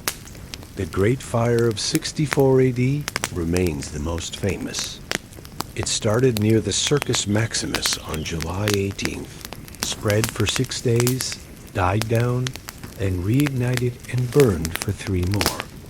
When it finally ended, 2/3 of Rome lay in ashes. Entire neighborhoods were gone. Temples, monuments, and irreplaceable archives destroyed. Thousands homeless, hundreds dead, and an emperor whose reputation would never recover. Nero was performing in Antioch when the fire started. He returned quickly, actually, and organized relief efforts, opening his palace and gardens to refugees, importing food supplies, lowering grain prices. But the rumor persisted that he'd played the liar while Rome burned. Worse, whispers spread that he'd started the fire himself to clear land for his planned Golden House palace. Nero blamed the Christians instead, launching persecutions that included burning believers alive as human torches to illuminate his gardens. The truth of the fire's origin remains unknown. The Great Fire wasn't Rome's first devastating blaze, nor its last. Major fires struck in 390 BC, 213 BC, 111 BC, 31 BC, 80 AD, 191 AD, and countless other occasions. Every generation experienced conflagration. Rebuilding was constant, but the underlying conditions never changed enough to prevent the next disaster. The vigils were Rome's firefighters, freedmen organized into cohorts, patrolling streets at night with buckets, pumps, and axes. They could tear down buildings to create fire breaks, commandeer water from public fountains, and fight flames with remarkably sophisticated equipment for the era. But they were fighting against impossible odds. Roman buildings were designed to burn. Building codes emerged after major fires. Augustus tried to limit building heights to 70 feet. Nero mandated wider streets, stone construction, and fire breaks. These regulations helped somewhat, but couldn't fundamentally change a city, built incrementally over centuries. Poor neighborhoods remained tinderboxes. The insulae kept going up in flames. Fire was also a weapon. Arson was used to settle scores, cover crimes, and create chaos. Insurance didn't exist in the modern sense, so a fire could permanently destroy a family's wealth overnight. Arson for profit definitely happened, burning your own property to escape debts or frame enemies. The aftermath of fires created opportunities. Property values collapsed in destroyed areas. Speculators bought cheap and rebuilt. The rich expanded their holdings, while the poor lost everything. Fire was yet another force that transferred wealth upward in Roman society.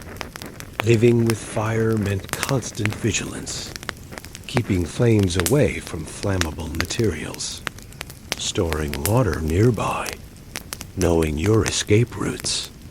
Romans understood that their city could become an inferno at any moment.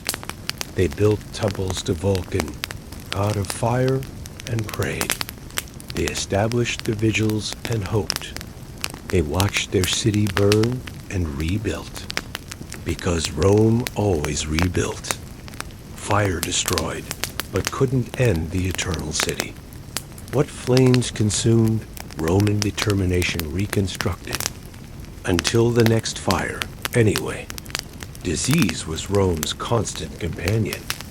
In a city of 1 million people, with limited sanitation, no germ theory, and medical practices that often made things worse, epidemics were inevitable. Romans lived with endemic malaria, dysentery, typhoid, and tuberculosis. But periodically, something worse arrived. something that killed so many, so fast, that it shook the empire to its core. The Antonine Plague arrived around 165 AD, carried by soldiers returning from campaigns in Mesopotamia. It spread rapidly along military routes through cities across the empire. Modern scholars believe it was smallpox, though some suggest measles. Whatever the pathogen, the effects were devastating. Symptoms were horrifying. Fever, skin eruptions, diarrhea, inflammation of the throat. Black pustules covered victims' bodies. Survivors were often left scarred, blinded, or otherwise damaged. Death came quickly for the lucky, slowly for others. Galen, a famous physician, documented cases before fleeing Rome. For his hometown, even doctors ran. Death tolls are estimated between 5 and 10 million people over 2 decades of recurring outbreaks. At its peak, the plague killed 2,000 people per day in Rome alone. Marcus Aurelius, the philosopher-emperor, lost co-emperor Lucius Verus to the disease. The army was decimated, recruitment became impossible, and Rome's military strength never fully recovered. The economic impact was catastrophic. Labor shortages drove up wages while reducing production. Tax revenues collapsed as taxpayers died. Trade networks disrupted as cities quarantined and merchants fled.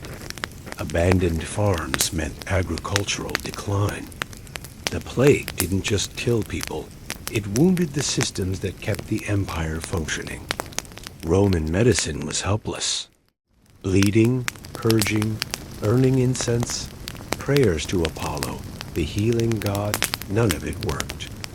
Physicians couldn't explain why the plague spread, couldn't predict who would die, couldn't offer anything but comfort and guesswork. The limits of ancient medicine were never more apparent. Religious responses varied. Some saw the plague as divine punishment and redoubled their devotions. Others lost faith entirely.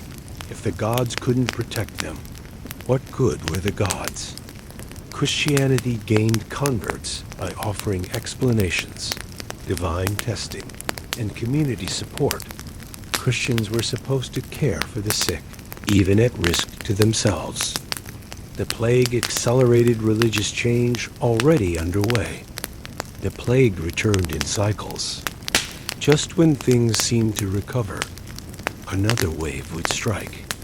This pattern continued for nearly 20 years, keeping the empire off balance and unable to fully recover between outbreaks. Generations grew up knowing that death could arrive at any moment, invisibly, unstoppably. The Antonine Plague marked a turning point. Before it, Rome seemed invincible, expanding, conquering, prosperous. After it, Rome was permanently weakened, struggling to maintain borders. Short of soldiers, economically stressed. The plague didn't end the empire, but it began the long decline that would eventually lead to collapse. So yes, disease shaped Roman history as much as any emperor or army. Invisible enemies killed more Romans than any barbarian tribe ever could. The empire that conquered the known world couldn't conquer pathogens. Some enemies are simply too small to fight. So here we are, at the end of your day in ancient Rome. You've woken in a crumbling insula, relieved yourself on a public sponge stick, eaten bread that's slowly destroying your teeth, worked until your body screamed, navigated streets that could kill you a dozen different ways, and somehow survived to see the sun set over the eternal city. Congratulations. You've done what millions of Romans did every day. Was it glorious? Not really. Was it survivable? Barely. Let's be honest about what we've learned. Rome was not the marble paradise of popular imagination. that Rome existed in the palaces, the forums, the great public monuments, but it was a thin veneer over something much grimmer. The real Rome was crowded, filthy, violent, and shockingly short on the comforts we take for granted. No plumbing in your apartment. No privacy anywhere. No safety net when things went wrong. The average Roman lifespan was brutally short. If you survived childhood at big, if you might reach 40 or 50, your body would be worn down by labor, poor nutrition, and accumulated injuries. Your teeth would be ground flat or missing. Your bones would show the evidence of hard work and harder times. Life wasn't about thriving. It was about enduring. And yet, these people built something remarkable. They constructed monuments we still admire, legal systems we still use, engineering we still study. They created literature, philosophy, and art that shaped civilization. They forged an empire that connected Britain to Egypt, Spain to Syria. The Romans were brilliant, ambitious, and creative, even as they lived in conditions we'd consider unacceptable. How did they do it? How did people accomplish so much while suffering so constantly? The answer, I think, is that they didn't know any different. This was simply life. The hardships weren't hardships, they were just reality. You can endure almost anything if you believe there's no alternative. Still want to visit ancient Rome? Think carefully. The gladiator fights would be genuinely disturbing, not entertaining. The smells would overwhelm you. The diseases would terrify you. And the social inequalities, the slavery, the oppression, the casual cruelty would be impossible to ignore. Rome was amazing. Rome was also horrifying. Both things are true. If you've made it this far, you're either still awake or I've successfully narrated you to sleep. Either way, thank you for spending your evening exploring the ancient world with me. Hit like if you enjoyed this journey. Subscribe if you want more historical sleep stories. And drop a comment telling me which ancient civilization you'd like to suffer through next. Egypt? Greece? Mesopotamia? The options are endless and equally uncomfortable. Tonight, as you drift off, be grateful for your mattress, your plumbing, your antibiotics. Be grateful for a world where lead poisoning isn't in your water supply and crucifixion isn't a legal punishment. Be grateful that you can watch gladiator movies instead of actual gladiators. The Romans built the foundation of Western civilization while living lives we'd find unbearable. That's worth remembering. That's worth honoring. And that's worth appreciating every time you flush a toilet or take an aspirin. Sweet dreams. And thank you for listening. So tonight, as you settle into your comfortable bed with clean sheets and climate control, take a moment to appreciate how far we've come. 2,000 years ago, a Roman just like you was falling asleep in a cramped insula, listening to neighbors argue through paper-thin walls, scratching at flea bites, and hoping the building wouldn't collapse before morning. They endured things we can barely imagine. The diseases, the dangers, the daily degradations of ancient life. They watched children die from illnesses we prevent with vaccines. They feared fires that could consume everything in hours. They lived under a system that treated most people as expendable, and they kept going anyway. And through it all, they built. They raised families, made friends, fell in love, created art. They told jokes we still laugh at, and wrote philosophy we still study. They were human, completely human, trying to make sense of a confusing world and find moments of happiness wherever they could. The Romans weren't so different from us. They wanted security, comfort, purpose, connection. They just had far fewer tools to achieve those things. Every advancement we enjoy, medicine, sanitation, rights, safety, was built on lessons learned the hard way by generations who came before. So rest now. You've traveled back 2 millennia tonight, walked the streets of Rome, endured a day of ancient hardship. Your bed is softer than anything most Romans ever slept on. Your room is safer than any insula. Your tomorrow holds possibilities they couldn't have dreamed. Somewhere across time, a Roman falls asleep too exhausted, worried, hoping for a better day tomorrow. They never got to see the world we've built. But in a way, they helped build it. Every struggle, every survival, every generation passing knowledge forward led eventually to this moment. You are the future they worked for without knowing it. The comfort they deserved but never had. Rest well. You've earned it. And thank you for listening. Sweet dreams from ancient Rome.